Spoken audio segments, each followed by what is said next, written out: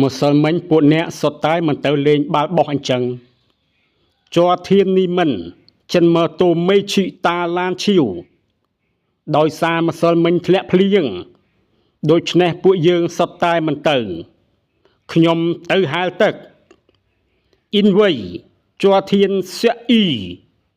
សួអ៊ីវ៉ាមិនតូមេឈីវ៉ាឈីយោយងលើ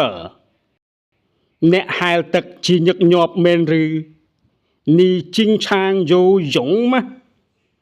ក្នុងខែនេះខ្ញុំហែលទឹករាល់ថ្ងៃ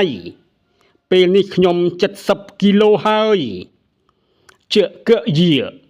វ៉ាធានយោយងវ៉ាសៀនចៃឈីស៊ឺកុងជីនលើ